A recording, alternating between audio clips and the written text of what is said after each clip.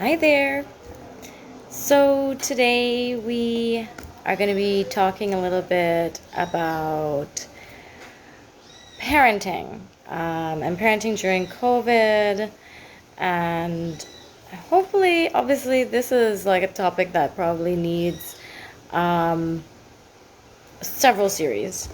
But we'll be trying to kind of talk a little bit about like the things I've been hearing. Obviously, because I work with minors, I work with adults who are parents themselves, so I hear a lot about like what their concerns are, what are they struggling with, what do they want support with. So let's just talk a little bit about that. So, and of course, by all means, you guys can drop in the comments your concerns as parents or maybe siblings, and you're concerned about your nephew or nieces, whatever the case may be. You can always drop your comments in there if it is that you have you want to be heard, and definitely I can go through those with you. So, what I've been hearing lately is um, a lot of challenges with the academics. We'll get into the behavioral probably like another day. But first and foremost, definitely academics. Parents are genuinely concerned for their children, whether they're online schooling or maybe they're in public school and they're not able to get the type of attention and the preparation they need, whether it's preparing for grade 6 assessments or CXE or just, you know, someone in like grade 4 who they're like, I don't know if this is good enough for my kid. So I hear you. It's something the whole world is battling with. And so, what I've been encouraging parents to do. So, if you are a parent or if you are a sibling who is concerned for your nieces and nephews, I think that it's really important to prioritize a few things in the sense of I have parents who are really concerned about their kids' academics. But I think the reason why some children and youth are not doing well academically is because they are not doing well mental health wise. And I think that we need to, and I did pose this question to a client the other day where I was like, you know, your child's a 90s student, but their mental health is not great. What would you prefer? Them getting 90% and staying this way mental health wise? Or would you prefer to just take a step back and be happy with 80s and 70s, knowing that their mental health is better, knowing that they're getting to see their friends, knowing that they're involved in some kind of hobby or volunteering or activity or spending more time with their family or whatever the case may be. Like, I feel like in Guyana, and especially the Caribbean too, but Guyana I can only speak for really, yeah, we have a huge obsession with the academics of our children. And as someone who, I was not a brilliant child by any means necessary. I was dyslexic. I failed math every semester of my life until fifth form, until CXE. I go and I tell schools, I've told Marin Academy students that, I've told Nation students this, I've told QC students this, like, you do not have to be brilliant at 12 and that's gonna set you up for life. And I think that like as I've gotten older, I've gotten smarter. Like that's just my development. And I feel like as parents, it would be helpful for you to recognize, well, what is my child good at now? What have they been struggling with for the last, like pre-COVID? And more than likely, if they've been struggling with it pre-COVID, it's probably going to get harder moving forward or like harder during COVID. So I feel like we do have to take a little bit of time to acknowledge that this is weird for them. This is hard for them. They don't know, like, yes, these children are brought up in technology. Most of us weren't brought up in that kind of technology, like this level of technology that they're exposed to. But that they weren't brought up in schooling being online, and so it's a new experience even for them, even if they're online babies, whatever you call them, Gen X, Gen Z, whatever they are now.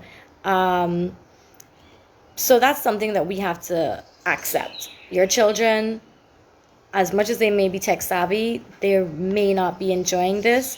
I know that there are some adults and youth who are enjoying this because they're a little bit more introverted. They have a little bit of social anxiety. So they're like, whoo, I don't have to raise my hand in class if I don't want to anymore. But I feel like the majority of students, ages 6 to 14 are miserable right now. And I have minors right now who are not doing their assignments because there's no incentive. And I have a great client who like really put this picture for me, which I didn't think of. This is why my minors were not doing their homework, but I mean, other than their mental health, they said that, essentially there's no peer pressure to do well. They're like, who's going to judge you? The grades are on the portals. No one sees your grades, whether you do good or bad. You're not getting praised and you're not getting bullied. And I thought that was a really interesting way of looking at it, in the sense of, if there's no praise when you're getting that assignment back in class, then why am I doing the assignment? And I think that is a discussion on its own, about how we just solely feel proud of ourselves for academic reasons. And again, that probably has to do with the obsession that we have in Guyana with academics. But at this point in time, we need to reevaluate, like, is your child eating? Is your child sleeping well? Is your child spending time doing things that they love? Are they spending time with you? Is your house tense and you recognize that their academics are coming down? Like, please, please, please, before you like think that your child is a bad child or doing bad, please evaluate your own home environment. Evaluate who are they spending time with. Evaluate who's influencing them. If you're concerned about your child picking up like quote unquote bad habits from, maybe you have an older sibling or uncle and aunt who lives in the house, well, then you may have to have a discussion either with that family member or with your child to be like, look, that's not a behavior I want to see you doing. You're not an adult, you're a child, like, and in the nicest way possible, not like, Guyanese, very harsh, tend to be very harsh. Screaming and shouting and stuff like that. So that's the one thing. Like, before we start freaking out, like, oh my God, my child's doing so bad, like, what's wrong? Is something the matter? Yeah, something's probably the matter. That's what it is. It's probably either mental health or the environment is not conducive for learning, or they're just not motivated and incentivized, right? So I would say the second thing I'll say is that, people, please. I know that when this first started, like the pandemic, people were like, well, how do I feel bad. They're not happy to be home and stuff. So I'll just let them, they don't have to eat breakfast on time every day, or they don't have to eat with me, or they don't have to put on their uniform, or they don't have to get out of bed. Please, people, please, get your children out of bed. I don't know when this became normal for your 10, 14, 16-year-olds to lie in their bed and attend school. But I feel like children like structure. They don't like too tight of a structure and a routine, but they like structure. They function on that. That's a stability they can rely on, that when they're scared or nervous, they know, okay, when I get home, I've got to do XYZ. My mom will be XYZ. My dad will do XYZ, right? There's that stability. But if it's too tight, it becomes restrictive. If it's too slack, then there's no structure to which they can function on and depend on and rely on. And right now, I'm understanding that people are going to school in their beds. That can't happen. I don't think that that's a healthy way of functioning. I think people need to, I don't know if anybody remembers this, but when like COVID just started to happen, we started to lock down the schools, there were places like Regal and a couple other like tech stores and furniture stores that started selling, I think maybe even Giftland started selling desks for like $10,000, like $12,000, like relatively cheap.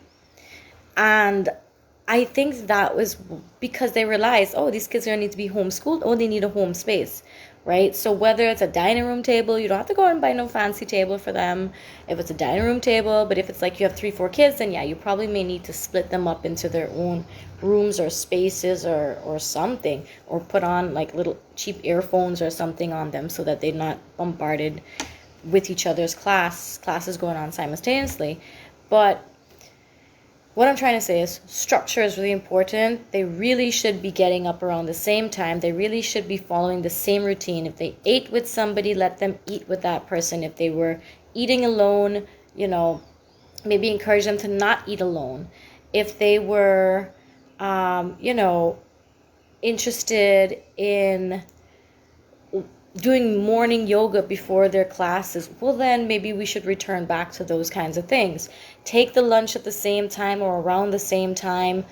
And again, eat when you can eat. Nap if you need to nap. Obviously, now that's a luxury. You probably couldn't really nap in high school, like if you're sitting, maybe at your desk, but like, let it be what it realistically would have been, which is like 5 minutes at a nap. Like I have clients who literally fall asleep for like an hour because they have a gap. Like those are like sixth formers and stuff. That's okay, fine. But like, yeah, your 12-year-old, your 14-year-olds, let them stick to a structure. Your 7-year-olds, they may need a little bit more play now because obviously they're not getting to play with their friends. They're not getting recess. They're not getting all those things. You might need to like put on some kind of like dance workout on like YouTube for them, and that's like their workout for the day. And if they complete it, they get like a yogurt, or if they complete it, they get some of their favorite fruit, or if they get it, they get high fives and praises and hugs, and maybe they can get an extra story read to them that night. Yes, I say extra story that night because I encourage parents to read to their children specifically before bedtime. That's probably another video. We should have a discussion on bedtime routines and morning routines because your children absolutely need them, especially if they're under the age of 10. And so those are my concerns that are coming up. I want to see if there's anybody has anything to say, any comments or anything like that. This phone is wonky. I'm not sure. I'm not seeing comments today. Maybe you guys don't have anything to say. Maybe I'm clarifying a lot of things you've been wanting to ask me. But I think that, and I'm talking in ideal situations, obviously, right? Like ideally you can do some of these things, but I feel like just think about, is it a balance? Balance schoolwork, balance play, balance family time, balance friend time. 50, 50, 50, 25, 25, 25. Think of it like a pie chart. Your child's world should really, look at it like a pie chart. Like how much percent, and you too, you're the adult. How much time are you spending on yourself? How much time are you spending on your kid? How much time is 50% of that pie chart work, right? I also tell clients to either break it up by 24-hour clocks, right? Again, similar pie chart thing. Like if 6 to 6 you're preparing for or dealing with work, then that's half of your day that's gone to work, right? You still need to sleep. You still need to cook for your family. You still need to spend time. I'm sure you parents need to check in on homework and stuff like that. So I always try to tell people, like, chunk your life. So, like, if it's really important to know what, like, all the kids and the family members and stuff are doing. So, like, if Johnny has an assignment due on Friday, but Rebecca has an assignment due tomorrow, Johnny, we're going to have to wait for you until start now. Everybody start now. I'll check in with you on Thursday because Rebecca's project is due tomorrow, right? So I don't want to ramble. I'm watching the time, but I feel like there was something else I wanted to say. I talked about the assignments, the incentives for and against, praise. Oh, you can always do, like, as you guys can see, I'm in the office, so we have like our little cork board back here with like our sayings and our drawings and stuff. These, you can get one of these pretty cheap, pretty easy. I got it, I don't remember where I got it from, but you can always go in town and get a cheap one, a cork board, that kind of thing. You can put up your kids like assignments or assignment deadlines or their schedule, or you can tape it up on their wall, or you can get a printout of what looks like a timetable, and then you can just laminate that and get a dry board eraser, and you can just keep erasing and removing and putting in their stuff. Of course, there's always, we can look for Google reward charts. And again, same thing, print out in color and laminate, and you can use a dry board eraser on that, marker on that. And so like certain things, did you get up? Did you brush your teeth? Did you eat breakfast? Did you pack your bag the night before? Or did you take out your books to prepare for the next day? Did you get out of bed physically? Did you come to the desk? Like if you have a bunch of tasks that they have to do and they can tick them off as they go through Monday, Tuesday, Wednesday, at the end of the week, if they have like all their stars for that day, then by all means treat them to something, whether it be ice cream, or you can treat them to a walk in the mall or a walk in the park, or you guys can get like hot dogs at Big Kahuna. Shout out to Big Kahuna. But like, you know, something that's different, something that's for them, something that you know they like. If you know that your child's really creative, I literally walked into Survival last week and bought a pack like this. It's in the office here, of molding clay. That could be a praise and a surprise at the end of the week, a reward. And it was like $700, right? Like we don't have to drown our children in gifts and material things. We just have to know them. And a part of this process of parenting during a pandemic is getting to know your family members, getting to know yourself, getting to know your children, as difficult as it may be. But especially with teenagers, because they just want to be in their phones, I feel like if it is that you can relate to them, I don't know, maybe crack a joke about a meme. I made a joke about a meme the other day with one of my like 18-year-old clients, not a minor anymore, 19.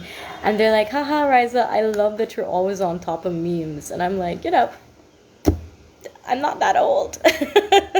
So sometimes they tend to, you know, you'd be surprised what youths and kids, A, think about us and think about our age, but B, also what they connect with, what they think is funny or relevant or makes you cool. And I just want to say, like, I don't want to like ramble on for too much, but I feel like those were some of the things that were standing out to me, like structure, praise and reward, incentives for things like homeworks and assignments, checking in with your children. If you knew your child was struggling with something before COVID, they probably are still having this struggle. Recognizing that you are probably not going to get 90% this year, like the entire year, 2020 to 2021, and that's okay. Your child's academics does not mean that like they're not deserving of love. Your child getting 70% even when they know like you're a 90s kid does not mean that they do not deserve your attention, do not deserve your hugs, do not deserve your rewards, do not deserve a bond. We need to stop getting children associating grades equates love.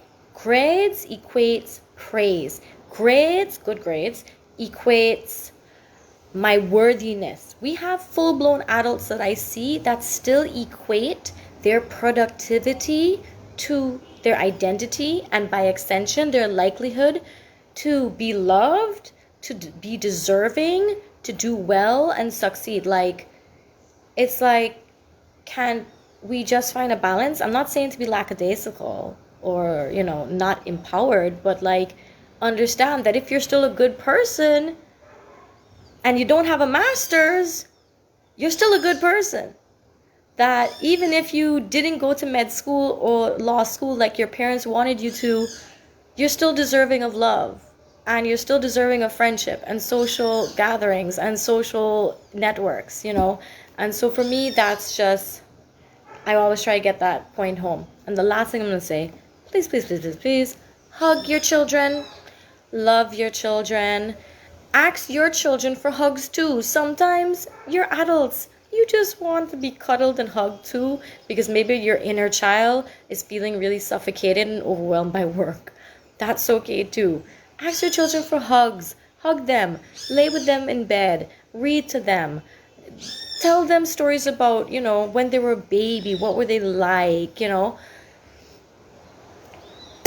Positive bonding is important for the overall mental health of your child. If your child does not feel bonded, safe, or secure, you're going to have some challenges, not just now, but eventually, because they're going to end up in this office in 10 years telling me that they felt unloved and invisible and unheard and invalidated and unappreciated. And that caused them to doubt every single thing about themselves from the time they felt that until present.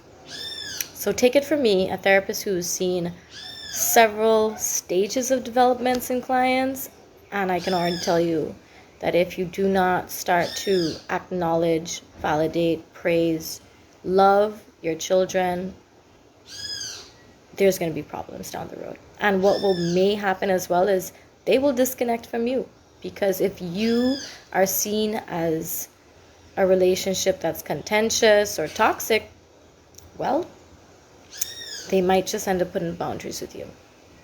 All right, that's it for my day. I am done. Thank you for listening. Thank you for little thumbs up. I'm sorry I cannot see the comments today. I don't know why, but I appreciate you all tuning in. And let me know in the comments below if I missed something, if you have your own takes on it. Of course, if you disagree with me, that's fine too.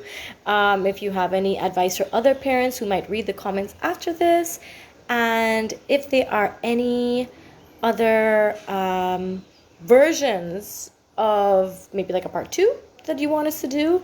I miss my lives every time I don't do them. Please, please, please, if you are a mother or a mother with children or a mother with daughters, please go back down the page. We have 2 full Sundays where we did 1-hour sessions on the relationship between mother and daughter. And if you are an adult that had or has a difficult relationship with your mother, you can listen to it as well, because we do talk about the impacts it has as children and then into adulthood.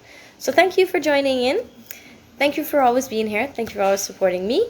Again, as usual, let me know what you guys want me to talk about. I usually have these things that just pop up in my brain, or what we call themes of the week that I hear throughout the week. We do have 2 other videos coming out.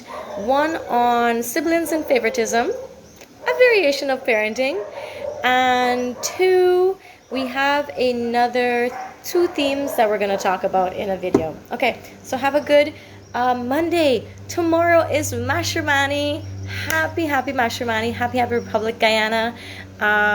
Be safe.